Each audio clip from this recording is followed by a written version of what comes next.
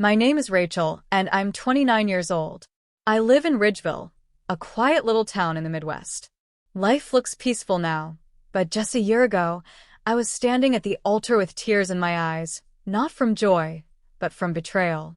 Growing up, I always believed my father, David, was the greatest man alive. He was the kind of dad who'd push me on the swings, bandage scraped knees, and proudly show up to every school event with a camera in one hand and a big smile on his face. My mom, Helen, was warm and nurturing, and our home felt full of love until I turned 14. That year, everything shattered. I remember sitting in the living room on a rainy afternoon when my parents dropped the bombshell. They were getting a divorce. My mom had found out that Dad was having an affair with a woman named Monica, a local property manager. My heart broke as I watched our family fall apart overnight. Mom and I packed up and moved out, and though she tried to stay strong for me, I could tell she was deeply hurt. Still, I clung to the hope that my dad and I could stay close. I was wrong. Just 6 months later, David married Monica. She brought her son Caleb into the picture, who was about 2 years younger than me. Back then, he was just a quiet kid with messy hair and a guitar he took everywhere. I tried to be friendly, thinking maybe we could become some kind of blended family. But Monica had other plans. She was controlling from the start. It began subtly, suggesting new routines, commenting on what I wore, planning family outings without me. My dad, who once made me feel like I was his whole world, began fading from my life. Movie nights were canceled because Monica needed help, and soon, he skipped my birthdays to take Caleb to his soccer games instead. I kept hoping he'd snap out of it, but he never did. By the time I turned 18, it was clear. Monica had replaced me in my father's heart, and so had Caleb. My dad, David, who once cheered at my school plays and framed my drawings, now acted like I was a visitor in his life. Monica encouraged him to focus on Caleb's future. Caleb wanted to be a musician, and Dad spared no expense. He bought him guitars, paid for music lessons, even built a small recording setup in the basement. Meanwhile, I was working part-time at a coffee shop, saving every penny for college. I never asked Dad for anything, but deep down it stung. The way he so easily provided for Caleb and barely noticed how hard I was trying to make something of myself. It felt like I had become invisible. When I finally graduated and started working as a graphic designer at a local print studio, I hoped things might change. I was proud of my new job and thought maybe now Dad would see me, really see me, as the strong, independent woman I had become. Then I met Ethan. Ethan was kind, smart, and thoughtful. He worked as a home renovation contractor, and we met when I needed help fixing a broken pipe in my first apartment. He stayed to chat after the repair, and that conversation turned into many more. Eventually, we fell in love. When I introduced Ethan to my dad, I hoped, just once, he'd be happy for me. But no. David shook Ethan's hand like he was meeting a stranger at a bus stop and immediately launched into a story about Caleb's latest open mic night. Not a single question about Ethan, not even a congratulations. It was like my life didn't matter. And then came the wedding planning. Ethan proposed to me on a spring morning during a picnic at Ridgeville Park. I was over the moon. We chose October 21st as the wedding date and sent out invitations 6 months in advance, including to Dad and Monica. But 2 months before the big day, the real betrayal began. 2 months before our wedding, I got a call from one of my cousins. Her voice was hesitant, like she didn't want to be the one to tell me. "Rachel, did you know Caleb's hosting a concert on October 21st? I blinked. "What?" "That's my wedding day." She sighed. "Yeah, I know. He's calling it his debut showcase. Full band, tickets, local sponsors. It's a big deal." I hung up in disbelief and called my father immediately. I wanted to believe it was just a mistake, that maybe Caleb didn't know. But he did. When I brought it up, my dad responded flatly, "Caleb's event is important too, Rachel. Maybe you could move your date? Your venue is more flexible than his." I was stunned. "Dad, this is my wedding. It's been planned for months. You knew the date." "I know, but his performance is a rare opportunity." He then added something that I'll never forget. Besides, I've already promised to help cover Caleb's event costs. He hadn't offered me a single dollar for my wedding, not even a gesture. But he was funding Caleb's concert without hesitation. I felt like I'd been punched in the chest. I told him firmly I wouldn't be changing anything. The date would stay. Ethan supported my decision completely. But inside, I was devastated. The man who had once read bedtime stories and helped me with school projects now treated my wedding like an inconvenience. And then the unthinkable happened. On the day of my wedding, David, Monica, and Caleb didn't show up. No calls. No explanation. They were too busy hosting Caleb's big night. I stood there in my dress, holding my bouquet, surrounded by people who loved me. But the absence of my father hit me like a storm.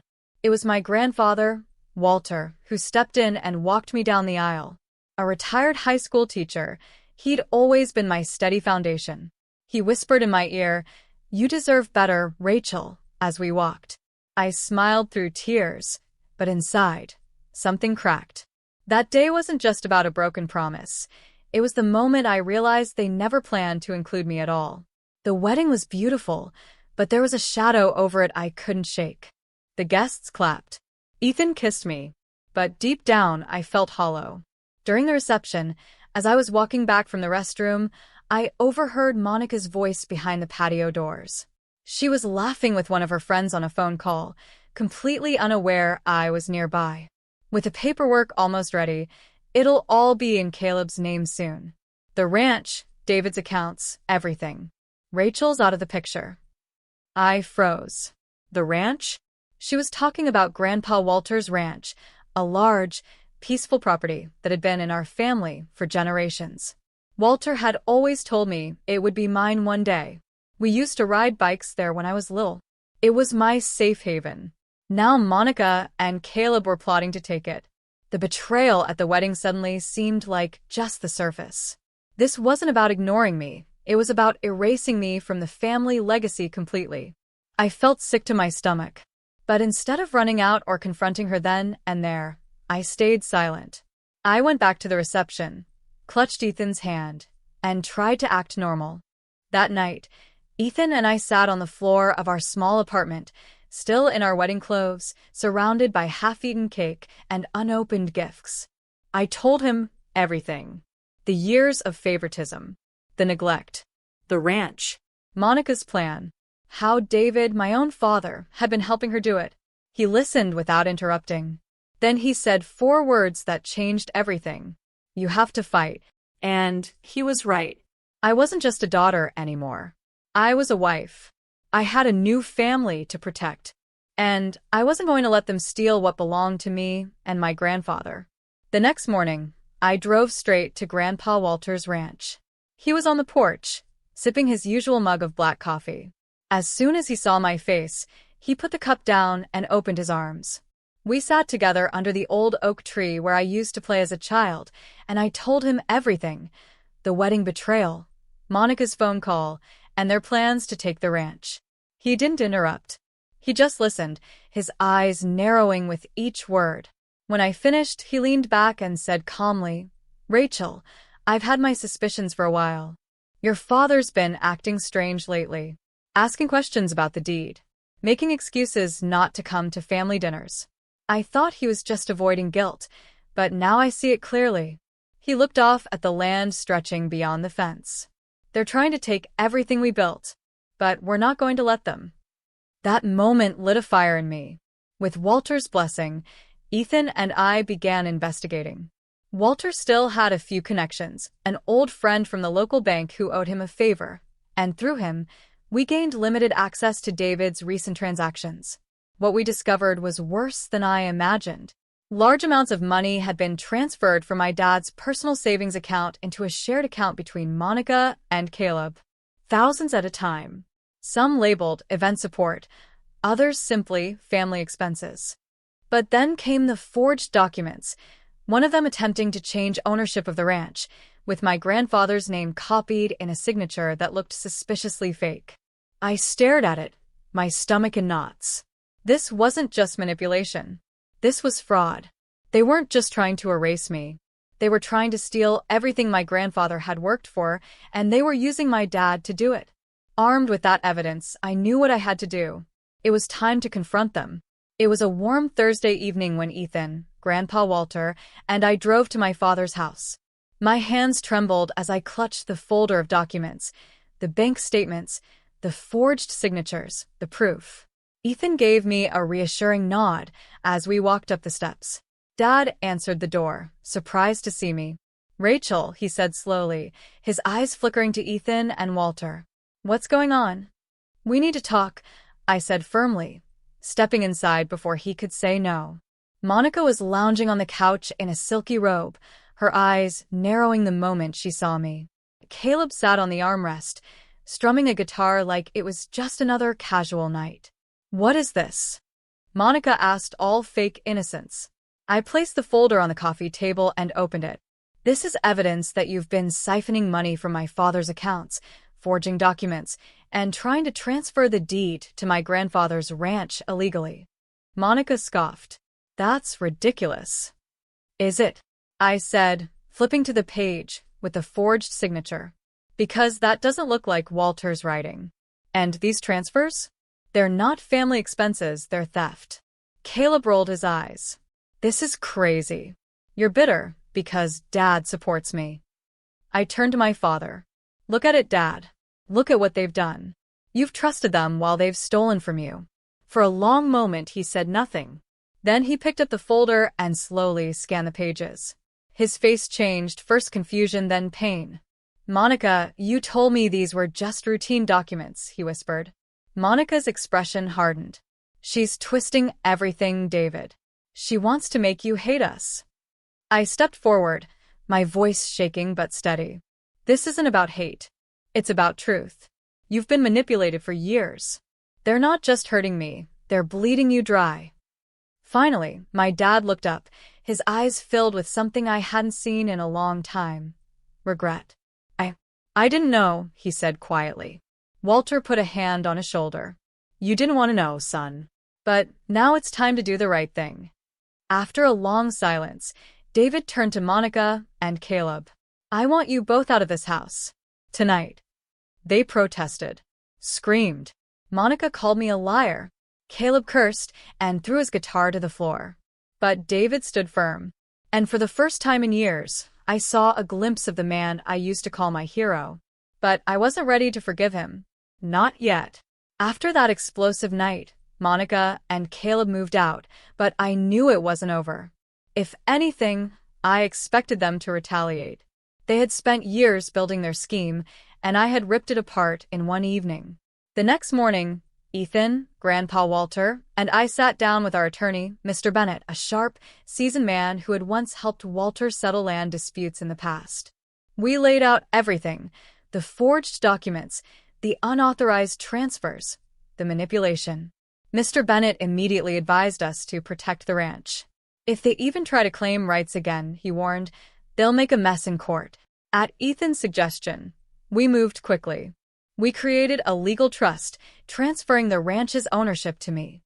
Walter signed the necessary papers with confidence, saying, "This land was always meant to be yours. Now, it's protected." That gave me some peace of mind, but not for long. A week later, I received an email from an unfamiliar sender.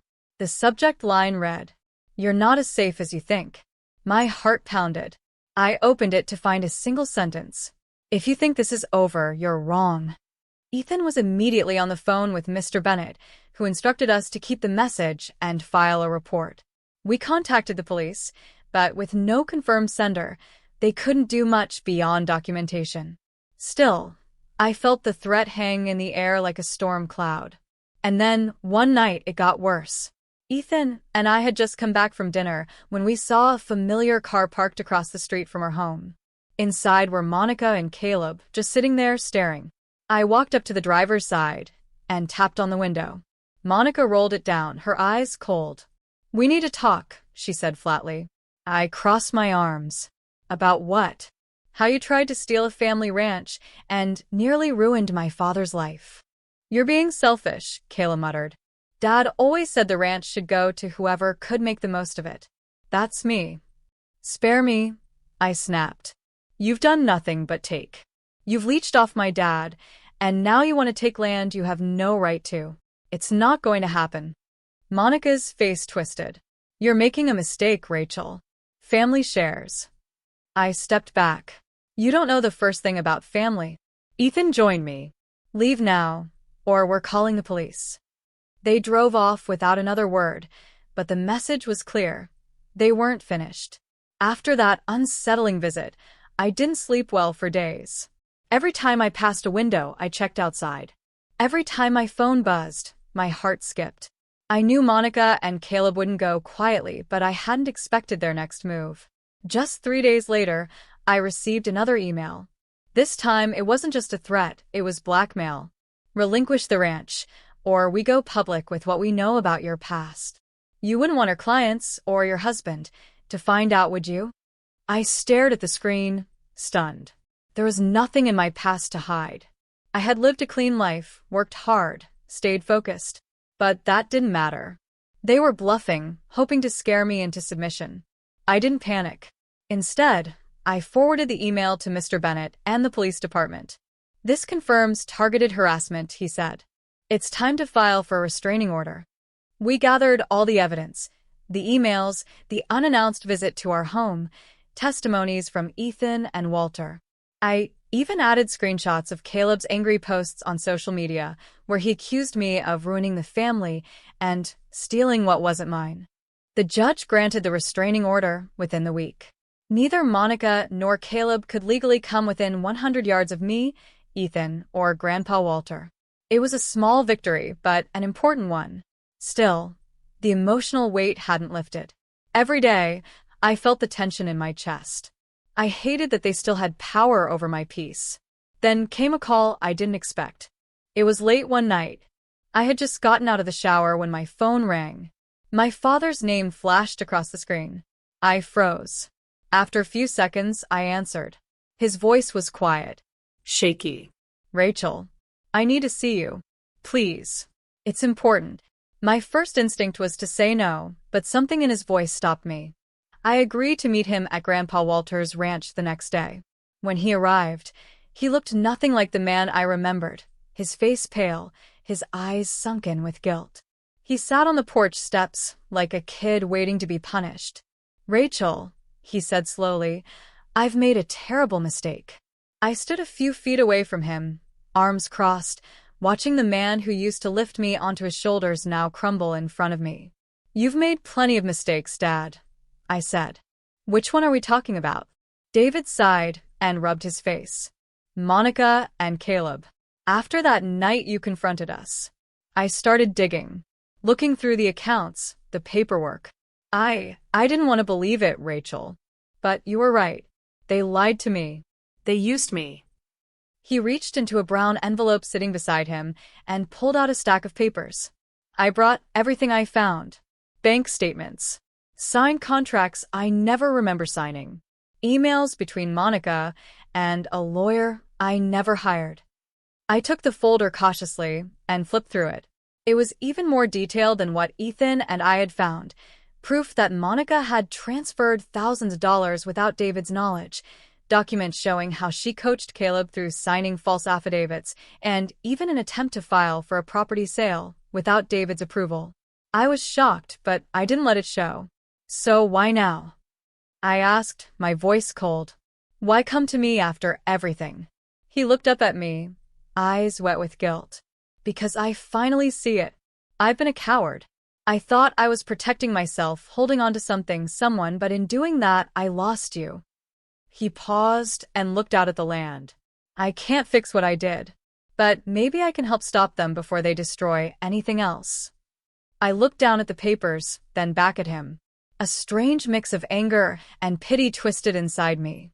Thank you, I said slowly. But don't think this makes everything right. I know, he nodded.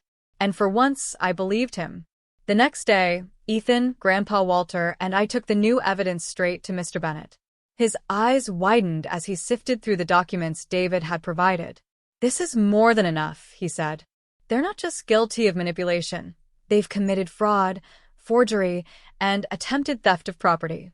We can press criminal charges. We wasted no time. Within a week, legal documents were filed. Monica and Caleb were officially charged. Court summonses were delivered, and suddenly, the same people who had laughed at my pain were now scrambling to defend themselves. Caleb tried to fight back, posting videos online claiming I was a gold digger who turned the family against him. Monica gave dramatic interviews to anyone who would listen, saying I was a spoiled, bitter daughter. I said nothing publicly. Instead, I let the courtroom speak for me. The trial took months, but justice was served. The evidence was airtight. Monica and Caleb were found guilty of fraud, forgery, and financial misconduct.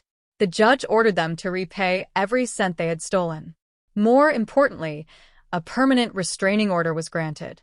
They were legally barred from contacting or approaching me, Ethan, or Grandpa Walter again. The ranch was safe. The family legacy was safe. As for my father, he tried to make amends in small steps. He started visiting Walter more often, helping around the property, even calling to check on me once in a while. I let him, but I didn't let him all the way back in. Some trust, once broken, takes years to rebuild, if it ever can. Ethan and I moved into the ranch full-time. We restored the farmhouse, planted a small garden, and finally built a life that felt like our own. Grandpa Walter was happier than I'd seen him in years. He and Ethan grew close, often working on little projects together in the barn. Sometimes, I'd sit on the porch at sunset and wonder, what if I had stayed silent? What if I had let Monica and Caleb win? But then I'd look at everything around me and remember, betrayal didn't break me. It shaped me. And justice, real, undeniable justice, was the only revenge I ever needed. Thank you so much for watching this story.